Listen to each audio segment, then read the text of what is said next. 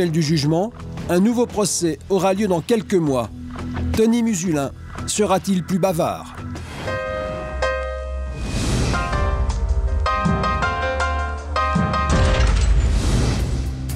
Paris-Montparnasse dimanche dernier. Cette femme s'appelle Samantha Lemonnier. Elle prétend être la dernière compagne de Raymond DeVos. Elle se rend au Salon du Livre de Verneuil-sur-Avre, en Normandie, pour y dédicacer son ouvrage « L'enfer du décor ». Un livre dans lequel elle fait des révélations sur sa relation avec le célèbre artiste. J'ai écrit un livre relatant un peu tout ce qui s'est passé chez Raymond. Je n'ai pas pu dire, soit par voie de presse, ou... Voilà. Je détaille. Et quoi que je n'ai pas pu tout dire, parce que sinon il faudra un dictionnaire. Dans L'enfer du décor, Samantha Lemonnier expose sa vérité sur sa vie avec l'humoriste. Et elle n'est pas tendre avec son entourage. Mais l'enfer du décor parce que Raymond vivait dans un enfer ces dernières années. Malade, reclus, il était à la merci de vautours et de charognards. Dans les salons du livre, Samantha ne se lasse pas de raconter son histoire. Une histoire d'amour sur fond de querelles d'héritage. Les lectrices en raffolent. Chère madame, je connais Raymond depuis l'âge de 6 ans. J'étais sa compagne parallèle, discrètement, voilà, et officiellement près de 4 ans. Voilà, c'est ça. Parce qu'ils ont pu m'emmerder. Oui, mais ça, je l'avais... Chez Raymond, les 3/4 des gens qui mettaient les pieds chez Raymond, c'était des baltringues, des branquignoles, des peines à jouir. Tout le monde me demande comment j'ai tenu. Vous savez ce qui m'a fait tenir? C'est l'amour pour Raymond et l'humour, parce qu'on a le même humour que les deux. Je sais. Organisatrice de cet événement littéraire, Geneviève Moll est une ancienne journaliste de télévision. C'est elle qui a invité Samantha. C'est la compagne de DeVos, parce que c'est... Je ne crois pas qu'il ait eu beaucoup de compagnes dans sa vie. C'est une dame qui a été très courageuse parce qu'elle s'est battue pour essayer de retrouver cette intimité qu'elle a eue avec Raymond DeVos et qu'on a essayé de lui retirer de manière un peu frauduleuse, je dois dire. Elle est peut-être un peu exubérante, mais bon, je crois que c'est son caractère et puis c'est aussi son talent. Si Samantha Lemonnier a écrit ce livre, c'est pour donner sa propre version des faits, après une longue procédure judiciaire qui l'a amenée pendant plusieurs années devant les tribunaux. J'ai écrit ce livre pour laver mon honneur, parce que j'ai quand même été bafouée, j'ai quand même été salie, j'ai quand même été traînée dans la boue, j'ai été décrite comme une personne enfin vraiment infréquentable, abjecte. Enfin, les 10 plaies d'Égypte et les 7 péchés capitaux à côté, ce sont des roses. Pour comprendre les accusations portées contre Samantha, il faut revenir 4 ans en arrière. En juin 2006, elle se rend aux obsèques de Raymond DeVos, disparu à l'âge de 84 ans. Veuf et sans enfant, il laisse derrière lui un imposant patrimoine financier et immobilier et une fortune estimée à près de 6 millions d'euros. Le jour de l'enterrement, Samantha Lemonnier est indésirable. Écartée de la famille, elle assiste aux obsèques dans la foule des anonymes. Mais peu de temps après, elle se trouve au milieu d'un scandale. Car la famille de Raymond DeVos porte plainte. Elle accuse Samantha Lemonnier d'avoir une responsabilité dans le décès de l'humoriste. Elle lui aurait administré une surdose de médicaments. Quand on a quelque chose à se reprocher, oui, que l'on ait peur, je suis d'accord. Mais c'est pas le cas. Je n'ai rien fait, donc on n'a pas à m'emmerder. Samantha est mise en examen. Elle risque jusqu'à 3 ans de prison ferme et une amende de 45 000 €. Juin 2009, tribunal correctionnel de Versailles. Après 3 ans de poursuites judiciaires, Samantha est finalement blanchie par la justice et ressort libre. C'est à ce moment-là qu'elle décide d'écrire un livre. Je ne vais pas laisser passer ça, je ne vais pas me laisser salir, piétiner par une bande de baltringues. Je vais rédiger un livre là-dessus. Je lui dis l'humour en héritage, l'enfer du décor. Et je déballe absolument tout. Et j'ai des témoignages dans mon livre. Dans son ouvrage, Samantha Lemonnier règle ses comptes. Tout d'abord, elle prétend être devenue la maîtresse de Raymond DeVos au début des années 70. À l'époque, l'humoriste était marié à Simone. Bon, j'avais presque 22 ans à peu près, voilà. Et bon, j'étais dans l'ombre parce que bon, je connaissais très très bien Simone. D'ailleurs, nous étions devenues de grandes amies toutes les deux. Elle savait très bien que j'avais une relation avec Raymond. Voilà, puis après, bon, je suis revenue après chez Raymond beaucoup plus tard. Enfin, de toute façon, on ne s'était jamais perdu de vue. Même si on a mis un laps de temps. On a mis une distance, mais je veux dire, on s'appelait régulièrement, on se voyait dans Paris, nous mangions ensemble. Un amour interdit que contestent formellement les neveux de Raymond DeVos, qui ont accepté de nous recevoir. Elle vit dans son mensonge. Si, ça c'est... Oui, j'ai vu beaucoup de monde venir. Raymond parlait, j'étais avec lui, j'ai jamais vu cette femme. Jamais vu ça parler d'elle, jamais. Non. Même la plus proche voisine de Raymond DeVos, une amie de 30 ans, ne connaissait pas elle non plus l'existence de Samantha. Vous voyez Raymond avec cette dame? C'était pas son genre? Non, non, pas du tout. C'est une grosse mythomane. Il n'y en avait qu'une en France, comme ça on est tombé dessus. Au décès de sa femme, Raymond DeVos se sent seul. Ce serait à ce moment-là, et non pas quand elle avait 22 ans, que Samantha serait entrée en contact avec lui pour la première fois, grâce à une lettre qu'elle lui écrit.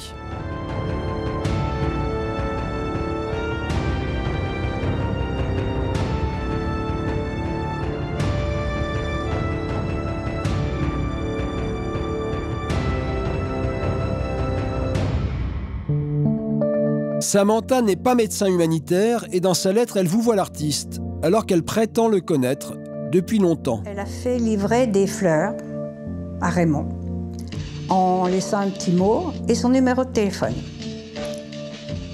Et ce brave homme, parce que Raymond était un brave homme, lui a téléphoné pour la remercier et a eu le malheur de lui dire « Quand vous passerez, venez prendre un café à la maison ».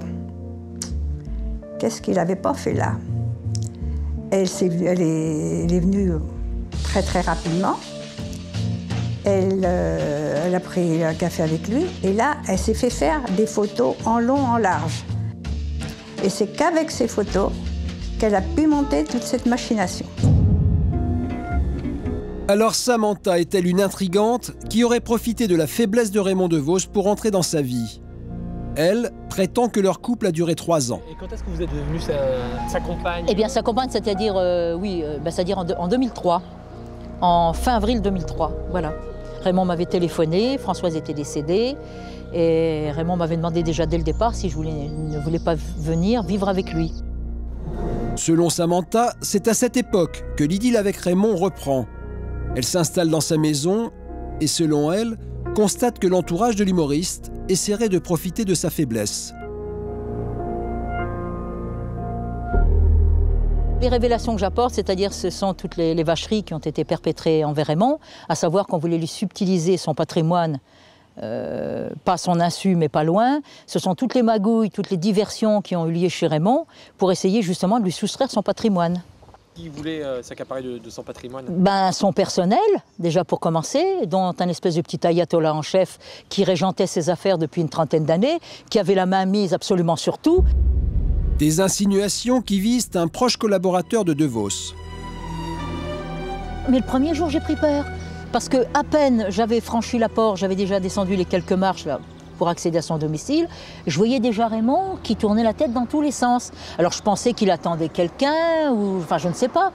Et puis je dis à Raymond, j'ai dit mais que se passe-t-il? Raymond me dit viens, rentrons. Bon, après m'avoir un peu étreinte, enfin bon, on s'est fait des bisous et tout.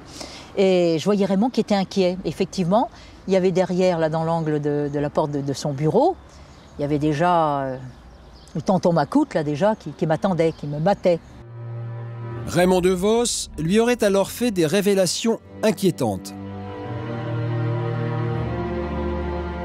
On lui piquait son fric, pour commencer. Déjà, l'inventaire de tout ce qu'il avait chez lui avait été effectué. Il y avait tout un tas de courtisans, de gourgandines, de personnes, disons, plus que louches, qui gravitaient autour de lui, qui sentaient certainement une fin proche et qui venaient abuser de lui.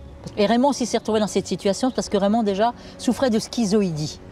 C'est-à-dire que Raymond n'était pas en adéquation avec la vie courante. Raymond était complètement déconnecté de tout.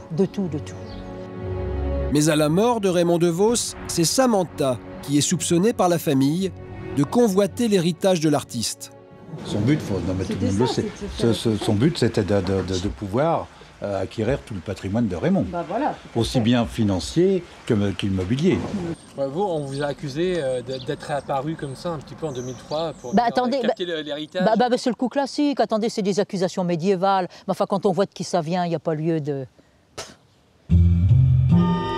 Mais à la surprise générale, à la lecture de son testament, l'humoriste fait don de la quasi-totalité de ses biens à la commune de Saint-Rémy-les-Chevreuses. Il ne laisse à sa famille que quelques assurances-vie.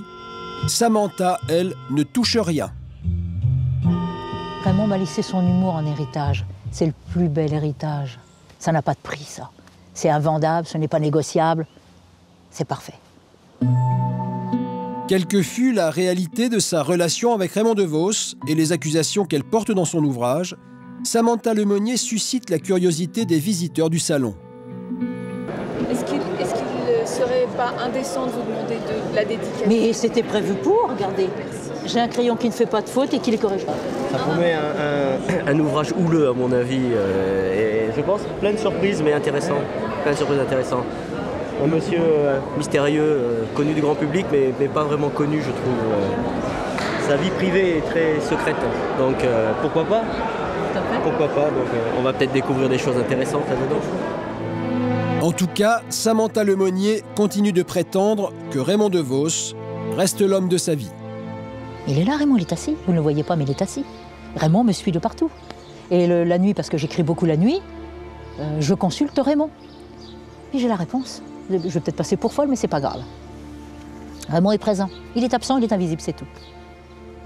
La nuit, il descend de ses étoiles, puis après il remonte, il redescend, il fait des allers-retours. Vous vivez toujours autour de...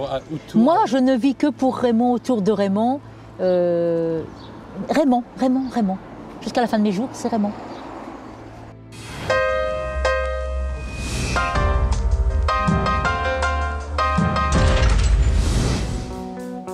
Paris, 11e arrondissement. Il est 8 h du matin.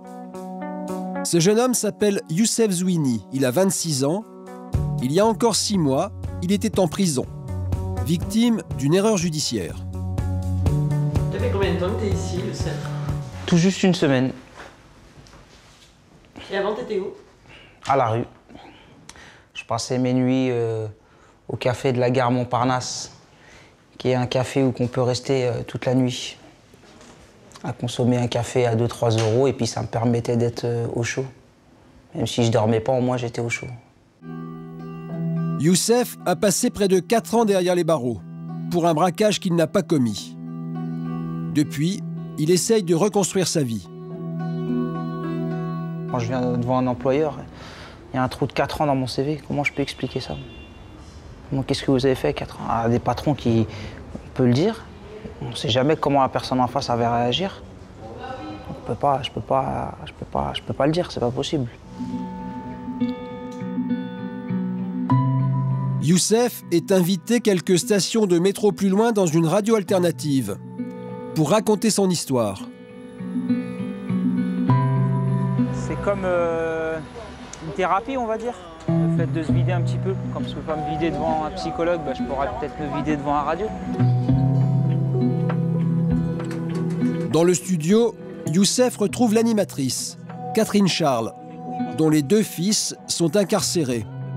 Elle milite pour les droits des prisonniers.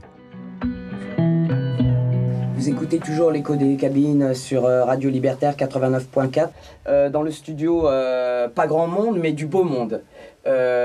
Youssef qui était venu il y a 1 mois de ça pour nous expliquer qu'il avait fait plusieurs années de prison cadeau, quoi, et dans le cadre d'une erreur judiciaire. Au micro, Youssef raconte son histoire. Une histoire qui commence ici, à Nantes, dans la cité Malakoff. Nous sommes au mois d'octobre 2004, c'est la veille d'Halloween. C'est à cause d'un masque comme celui-ci que Youssef va se retrouver accusé d'un crime qu'il n'a pas commis. C'est un petit du quartier qui me l'a donné le soir d'Halloween, ou un jour avant. Et puis je m'amusais avec le soir de... ce week-end-là. Et puis j'ai croisé une personne qui est pas originaire de ce quartier, mais qui vient traîner dans ce quartier. Et qui est tombé amoureux de mon masque lorsqu'il m'a vu avec et déliré avec. Et du coup, il avait envie d'en profiter et d'aller faire peur un peu à tout le monde dans la rue.